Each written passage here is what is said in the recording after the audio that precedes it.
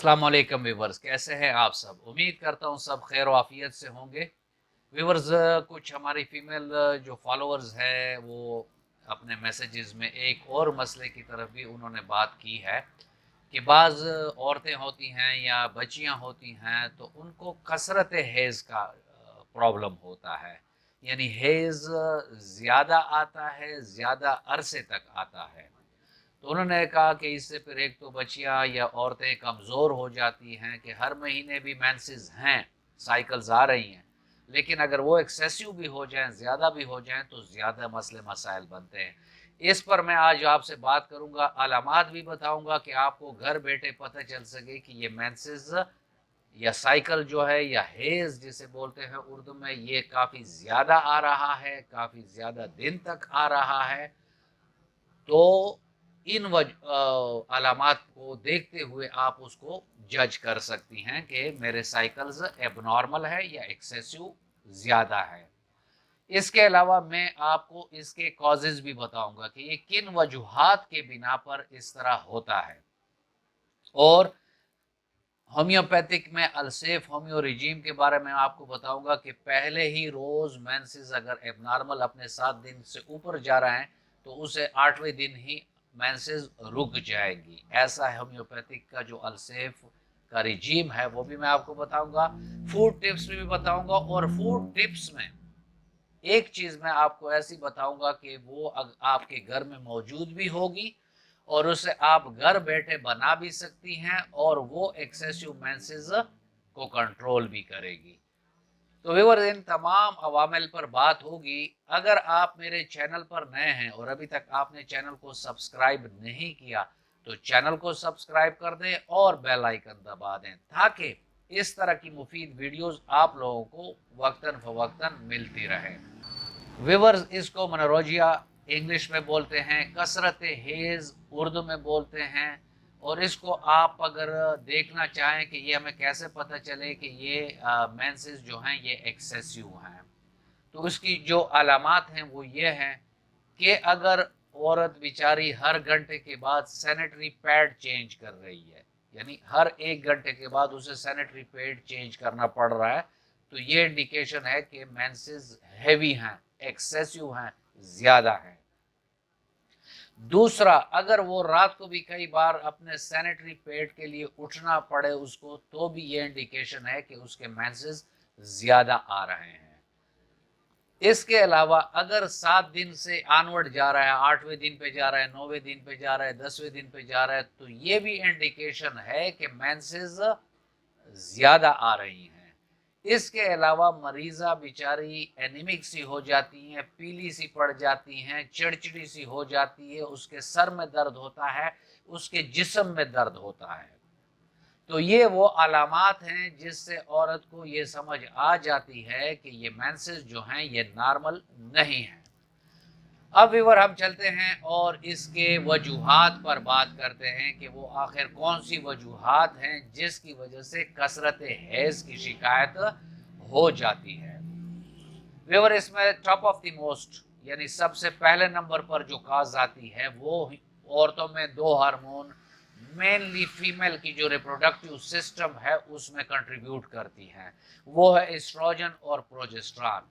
तो अगर इस हार्मोन लेवल में, ये अपने एक मखसूस लेवल में होती हैं, अगर इस लेवल में चेंज आ जाए तो मेंसेस एक्सेसिव यानी ज़्यादा हो सकते हैं।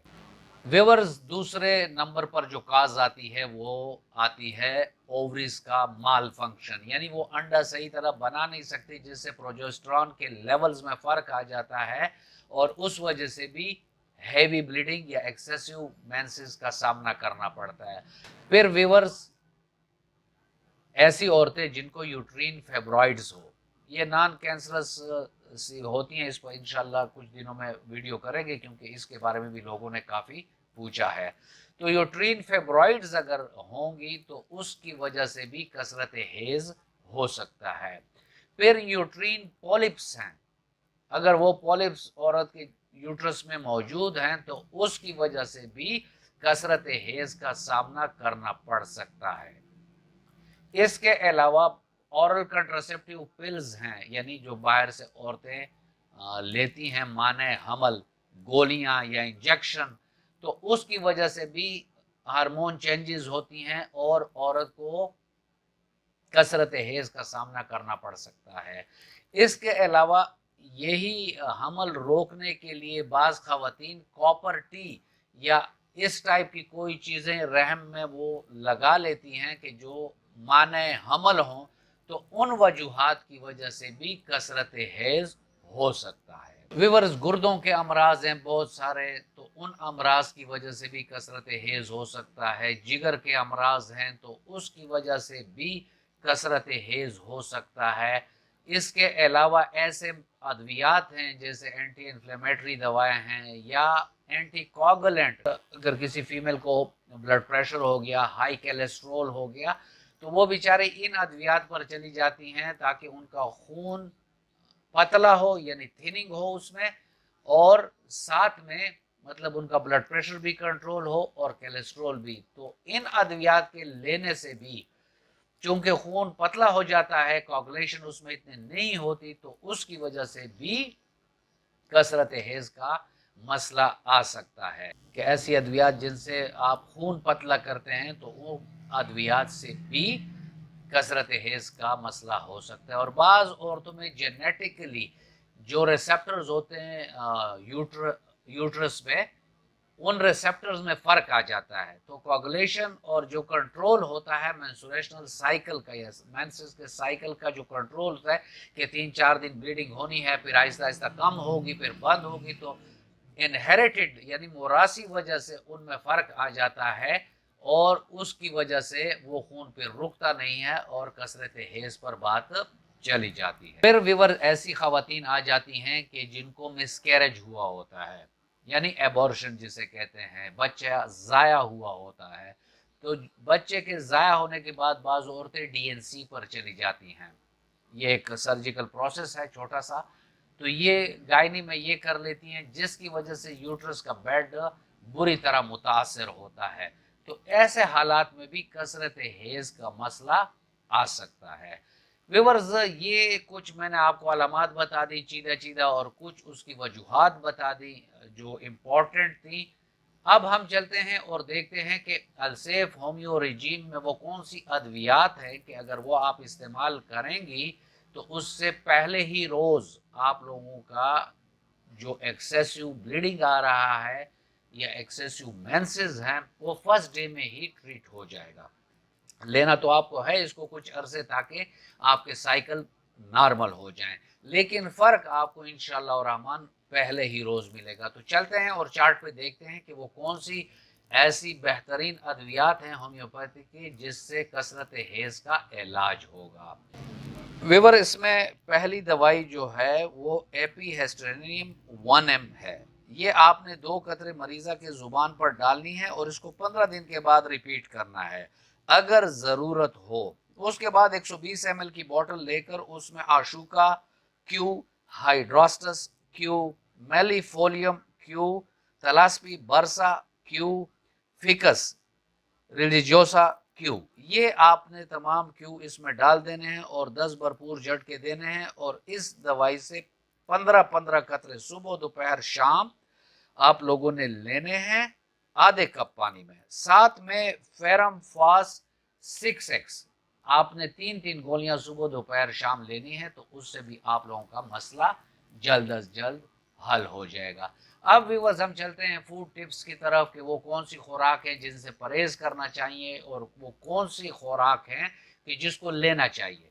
तो परहेज वाले ग़िज़ाओं में आप याद रखें कि बेकरी के सामान हैं, मिठाइयाँ हैं, ज़्यादा चीनी का इस्तेमाल, ज़्यादा चिकनाई का इस्तेमाल, ज़्यादा स्पाइसी फूड और जंक फूड, साथ में बेवरेजेस जो हो गई हैं, इनसे आप लोगों ने परहेज करना है। आप लोगों ने ज़्यादा फ्रूट लेना है और उसमें वो फ्रूट जिसमें विटामिन सी ज़्यादा हो।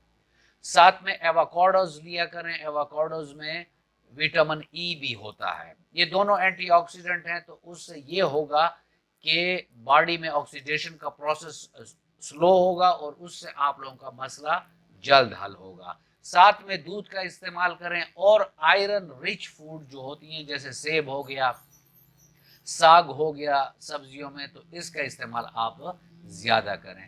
اس کے بعد جو میں نے آپ کو کہا تھا کہ میں آپ کو گھر بیٹھے ایک ایسا ٹپ بتاؤں گا کہ اگر وہ آپ گھر بیٹھے استعمال کرتی ہیں تو کثرت حیض میں پہلے ہی کپ پینے سے واضح کمی آئے گی۔ وہ جی ہے آپ کے کچن کا ایک انگریڈینٹ جسے ادرک کہتے ہیں، جنجر اس کو انگلش میں کہتے ہیں۔ اس کے آپ لوگوں نے چھوٹے 2-3-4 ٹکڑے لینے ہیں، 15 منٹ اس کو بوائل کرنا ہے۔ جب یہ نیم گرم حالت پر آ جائے تو کپ میں ڈالنے، اور حسب ذائقہ آپ نے اس میں اگر چینی تھوڑی سی ملانی ہو تاکہ ٹیسٹ پلیزنٹ ہو جائے، خوشگوار ہو جائے، تو تھوڑی سی آپ اس میں ڈال سکتے ہیں۔ یہ 1 کپ صبح اور 1 کپ شام اگر آپ لیں گے تو اس سے بھی کثرت حیض میں واضح کمی آئے گی۔ ویورز، اس ویڈیو کو اپنی جتنی بھی فیملی کی فیمیل ممبرز ہیں ان کے ساتھ اس کو ضرور شیئر کریں تاکہ ان کو یہ بیسک معلومات مل سکیں۔ ویورز، یہ تھا آج کا ٹاپک۔ ملتے ہیں کسی ایسی ہی اچھی ویڈیو میں، تب تک کے لیے اجازت، اللہ حافظ۔